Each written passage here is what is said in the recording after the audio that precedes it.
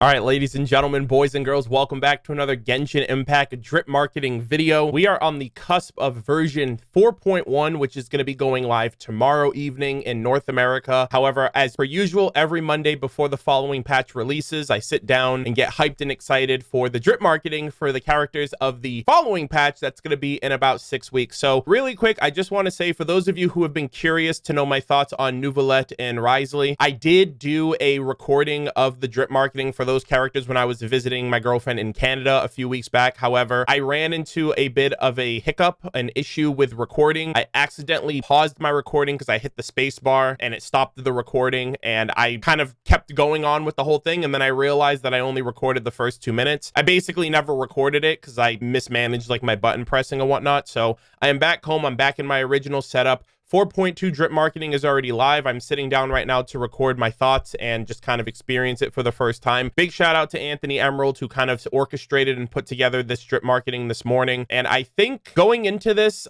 similar to Sumeru, which had 3 acts of, or 3 patches worth of Archon quest content, I'm expecting 4.2 to feature Furina, the Archon, which 4.2 is going to conclude the mainline Archon quests until we get, you know, Furina story quest and then story quest part 2. In terms of, I don't know if there's going to be, I don't know if Navia is also going to be included in this, or if they're going to add a 4-star, because I think the only 2 4-stars that we have moving forward is Charlotte and Seguin, the little like human slash Melazine slug looking hybrid girl that was in the Overture teaser with Wriothesley. So yeah, overall really excited for this patch. Overall for Fontaine, it's been a fantastic 4.0. We're actually going to be checking out the Esoteric Book of Revelations. I'm cleaning up the last of the lore focused world quests. We went through the Marianne quest, we went through the Melazine quest, we went through the Virgil quest, and all of that's been really fun and exciting. But yeah, overall, we're just going to be checking out the characters, getting a little bit of their descriptions and lore based on, you know, characters that talk about them, and learn a little bit more about them before they release. So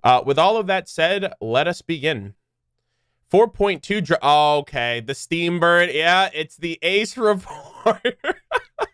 Ace Reporter Charlotte. Okay, so I assume she's 4-star cryo catalyst. You know, she has her camera, and usually like special accessory items for characters are usually stand-ins for cryo characters. Like Wriothesley uses his like ice gauntlets, but he's catalyst. Neuvillette uses his cane, but he's also catalyst. And I assume she's going to be fighting with like her camera, but she's probably going to be catalyst as well. So another cryo catalyst. So we have a 4-star cryo catalyst and a 5-star cryo catalyst, with Wriothesley coming out in 4.1, and then she's going to be in 4.2, which is really exciting. We haven't really gotten anything involving the Steambird as like an aspect of Fontaine. We know about it from Mona's articles that she places there, and like we've also been featured in the articles for some of our feats throughout Teyvat in the past. So, and you can actually go to the Steambird. It's just not like this big establishment that you can explore and check out and talk to a bunch of different people. But yeah, Charlotte is here, so let us check a little bit more about her. Euphrasie, 3 days ago, one of your journalists secretly followed a suspect all the way from the court of Fontaine to Rome Maritime Harbor, and almost ended up being tied up and thrown into the sea by a gang of criminals. Oh boy. I wonder if that's the White Glove and the Fisherman. For anyone that's done the Virgil quest, you'll know what I'm talking about. But the cleanup crew of Fontaine, essentially, that's what that line reminds me of. Whether or not there's any truth to the notion that nearer to the action is closer to the truth, surely Miss Charlotte doesn't value her reports more than she does her own life? Question mark. Yet another exasperated exchange between Captain Chevrousset of the Special Security and Surveillance Patrol and Euphrasie, editor-in-chief of the Steambird. Interesting. So some of her colleagues are speaking on some of the integrity, the journalistic integrity of Charlotte, the fact that she's willing to risk her life for a good story. So we have Charlotte, titled Lens of Verity, reporter of the Steambird, ace reporter of the Steambird with a cryovision. I love her design, by the way. I love how when she was first revealed in the game, a lot of people were making parallels of like, she's a mix between Yanfei, March 7th from Honkai Star Rail, Pom Pom from Honkai Star Rail, and also there's a Charlotte Stigmata set in Honkai Impact 3rd. So she's like a combination of like every game that Hoyoverse has worked on, which is kind of cool. Moving on from there, we have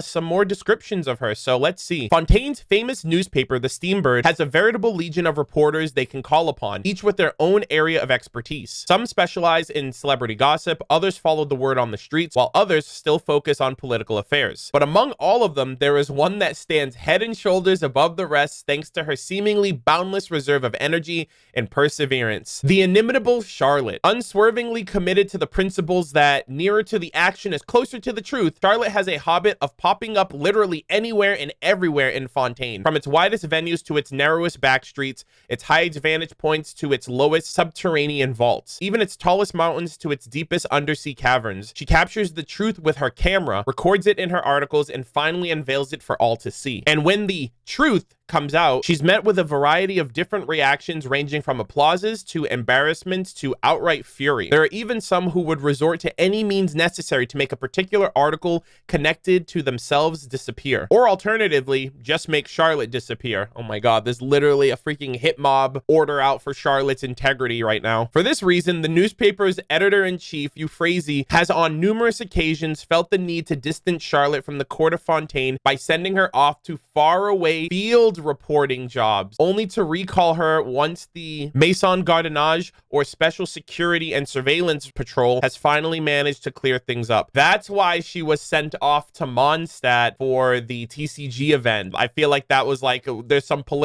like crazy stuff happening in Fontaine. We don't want Charlotte to get involved because if she does, she'll probably get killed to unveil the truth and put herself in harm's way. And that's essentially what the first excerpt was that we read there. It was basically two colleagues, the chief editor talking to somebody else about like, what are we going to do about Charlotte? We basically have to keep a protection, like basically keep her safe because she's willing to go above and beyond for a story. But despite all this, neither the toil of the job itself nor the pressure of external denunciations and threats have ever fazed Charlotte in the slightest. With her trusty companion, Monsieur Verite, by her side, I'm assuming that's the name of her camera, she invariably carries out her journalistic duties with unflaunted fervor, rushing about in pursuit of all the truths out there just waiting to be discovered. She's got like awesome journalistic integrity. She's not trying to she's trying to like, you know, she's all about the buzz. She's all about trying to capture people's attention and want to captivate people with a good story and not just bore people, but also the truth of everything. You know what I mean? Like, she's not looking for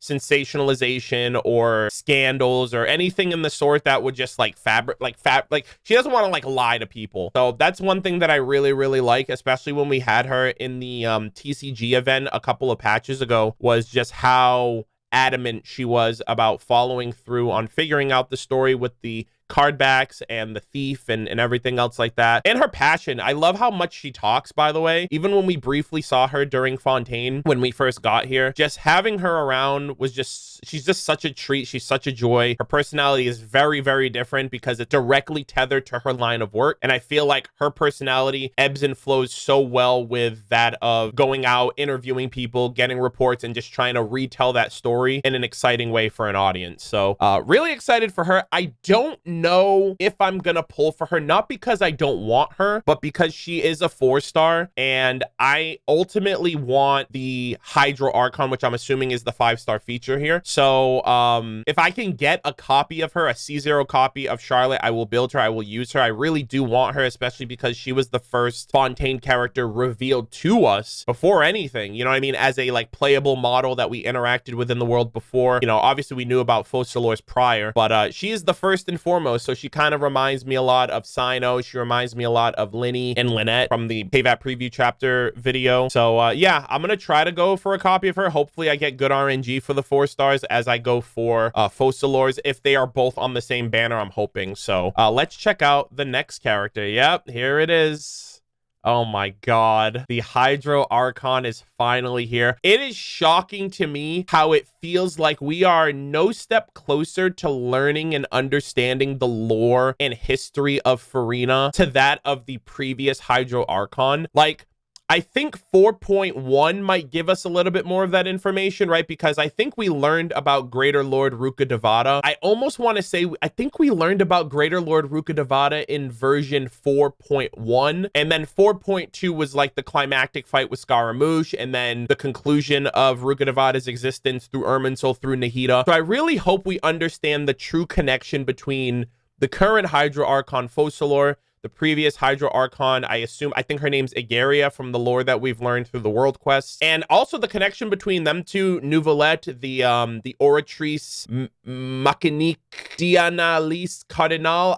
I'm so sorry, I butchered the hell. I have no idea how to pronounce it. But basically the Oratrice is seemingly connected to the courthouse in Nouvelette, maybe the previous Hydro Archon's essence to some degree. Also the Fountain of Lucine seems to have like the Cryan essence of Focalors, like Furina. I think that's the voice of Furina crying at the base of the fountain, because that's where all of the water of Fontaine collects and like goes back to and is sourced from. And with her being the Hydro Archon, I feel like she's somehow connected to all of that as well. But I'm excited for her. She's such a treat. She is so different from all of the other Archons. She's very dramatic. She's giving me big official vibes whenever she's on screen. The way that she talks, her mannerisms, how dramatic she can be and such. Her design looks fantastic. That sword looks super dope. And I'm wondering how she's going to shake things up, because I feel like every Archon brings like the peak amount of some aspect of combat and gameplay to the table. You know, Nahida brings insane amounts of Dendra application. Raiden Shogun brings a lot of energy recharge, and she's got one of the strongest bursts in the game. Venti had a lot of insane crowd control early on in the game, and Zhongli has like the biggest, tankiest shield in the game, I think. So I feel like all of the Archons bring something completely different to the table. I'm really looking forward to learning more about her. I want to know if this statue is actually her, or if it's the previous Hydro Archon, so we can have a definitive conclusion of who these statues are based around, or if they get replaced when the previous Archon dies. And I want to know like what her connection to Igaria is. Is she Igaria's daughter? Are they sisters? Are they like twins or whatever? Do they, you know what I mean? Like I really want to know more intently her connections to the Fontaine Cataclysm, and like, did she know the previous Hydro Archon? Was she related to the previous Hydro Archon? And what happened when the power was transferred over from Igaria to Furina? We haven't gotten any of that in the first two acts, and I'm hoping that 4.1 gives us a lot of that. It seems like 4.2 is going to be the conclusion. So with all of that out of the way, I'm just genuinely excited for this character. Let us check her out. So Furina, one lie always follows another, and so justice awaits inescapably at the end. The ignorant see this as some kind of farce. But if they trace back to the source, they inevitably realize that they began by deceiving themselves. A disordered fable left in someone's dream by Mage N.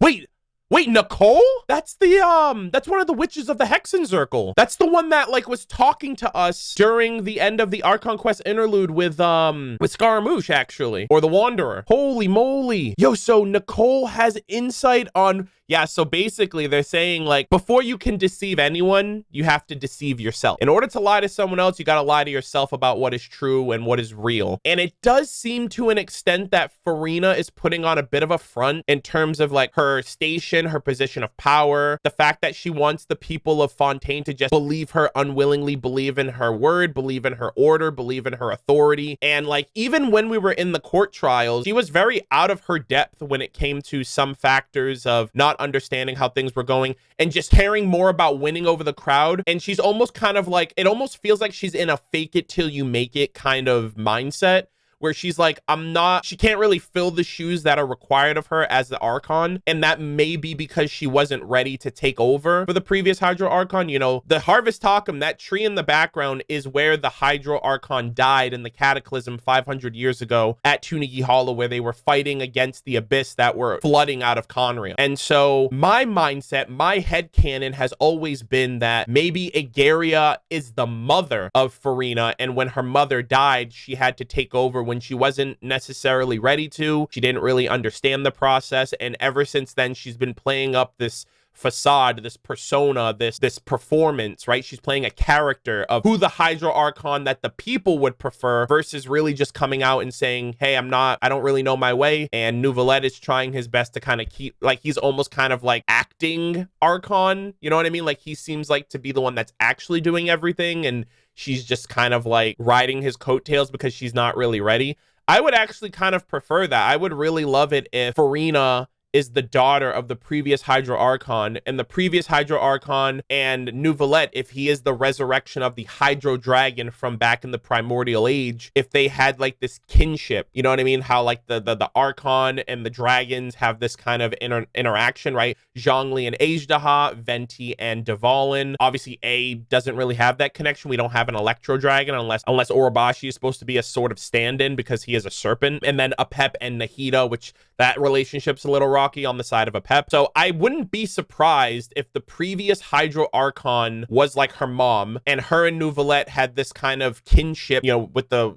connection between the Archons and the dragons, and that has now passed on to where the previous Hydro Archon bestowed upon Neuvillette, watch over my daughter when I'm gone. And that's basically what he's been doing this whole time. I would love that too, because the connection between Archons previous and like between the previous Archons and the new Archons is very intimate, right? Nahida and Rukkhadevata are basically one and the same. They're like reincarnations in a sense. A and Makoto were sisters. So I would really love it if there was a relationship of like a mother and child. And like maybe even when we go to Natlan, there'll be one, like maybe the Pyro Archon will be master and apprentice. And then when we get to Snezhnaya, they'll be lovers. You know what I mean? Like my headcanon is Bronya is the current Archon and Zila was the previous Archon. I don't know. But, or vice versa, or even Cocolia. But yeah, I really love how they're setting up Furina. I'm really fascinated to learn as much as I can, hopefully in this next patch, and then just to kind of see how it all comes together in 4.2. We also have Neuvillette that's being featured in 4.1, so if he can give us information as well, that would be great. So we have Furina, title, Endless Solo of Solitude, and she's alone. You know what I mean? She's crying in the fountain talking about, it's so lonely, how much longer will I have to be like this? And I almost feel like it's because the previous Archon just left her alone to deal with everything, and she's not ready, and she seems young and inexperienced, and so on and so forth. Regina of all waters, kindreds, peoples, and laws, with the Hydro Gnosis. So that confirms it. She is the Hydro Archon. Some people thought that it was Neuvillette, but I feel like those people don't really understand like the lore. Like they don't understand that the tree in the background is where the previous Hydro Archon died, so it would have to be Furina, and like the Hydro Dragon and the Sovereign Lords with all the Enkanomiya lore. Like if you're in it, you already understand, but it's so funny seeing some people that are just like, you just know who's out of the loop, who's out of the lore loop. But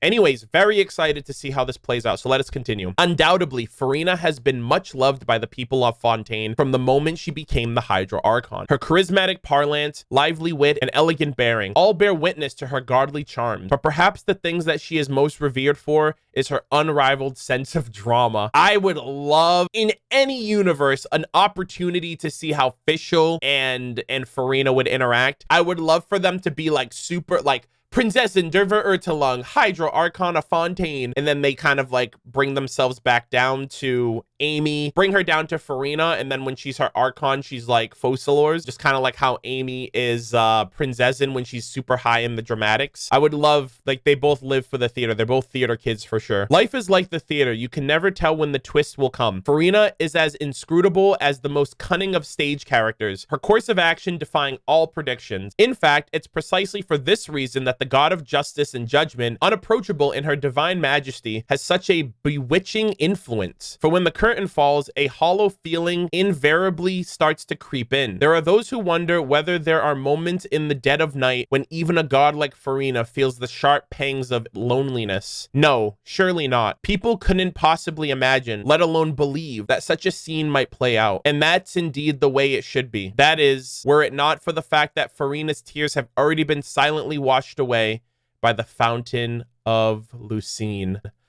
Oh my god. So the tears that she cries find their way back to the fountain of Lucine. So the fountain is emanating the emotional pain that she's going through. So it's not like Furina's in the fountain. It's the water from her tears that find their way back to the fountain, because all waters of Fontaine go back and then permeate out through the region through that fountain. So we're hearing the emotions and the memories of her sadness, which makes things so much worse. And I really, honestly, truly feel in my heart of hearts that this is somehow connected to the previous Hydro Archon, if that was her mom, if that was someone that was precious and important to her, and she feels alone in the world now because they're gone, because they died in the calamity. You know, because she doesn't necessarily, You know, she's got Neuvillette, you know what I mean? He's there, but like, she is of godly status, you know what I mean? Like, Zhongli has his Adepti compatriots. A has Yaimiko. Nahida now has Scaramouche or the Wanderer. And it's just like, Furina should see companionship in Neuvillette in a way that makes her feel like she isn't alone, because she isn't. And I also just feel like she's caught up in her dramatics, you know what I mean? Like the real world and her like imaginary mind, like in the world that her mind creates, are like blurred, and maybe she feels a little lost as a result. So, and then there's also this prophecy, the primordial waters, and that whole situation that's kind of making her feel uneasy that she's ultimately going to be, it's not just the fact that one person's going to be taking from her and she's going to feel alone. Everyone in her nation will be, and she will be the only one left. And that is the ultimate fear, the ultimate loneliness that she's gonna end up suffering through. I am pulling for her. Absolutely, without a doubt. I intend to get every Archon of Genshin Impact. Nahida was fantastic. I feel like every Archon has kind of shaken up the game from a different perspective. And I feel like Furina is going to be able to do, I don't know if she's going to be a healer. You know what I mean? Hydro's very well known for healing. Characters like Xingqiu, Yelan, these are like really powerful, like sub DPS. Even some of them can be like main DPS characters. So I don't really know how she's going to work necessarily in terms of her kit, in terms of her gameplay. But being the Archon, I'm expecting her to kind of push Hydro to its peak and to just represent Hydro in all of its forms. Maybe she'll do damage and heal, but usually the Archon is the embodiment of that element. So I'm expecting the Pyro Archon to be like a massive DPS damage powerhouse, and the Cryo Archon to just be busted with reactions and things of that nature. But yeah, this was fantastic. I'm super excited for Furina. I really hope you guys enjoyed my thoughts, my theories, my speculations on what we could potentially be getting going into the next region or into the next patch. I know 4.1 isn't out yet, but based on what 4.1 gives us, it will only make my excitement for Furina and learning about the previous Archon and the Fontaine Calamity 500 years ago and everything else in between all that more exciting. So yeah, that is everything from me. I really hope you guys enjoyed. Let me know what you guys think about the drip marketing. Are any of you guys picking up these characters for yourselves, or anything else that I've mentioned regarding the lore of Furina and Charlotte? Let me know in the comment section down below. But yeah, I will see you guys in version 4.1. Thank you guys so much for watching, and I will see you guys all in the next one. Take care.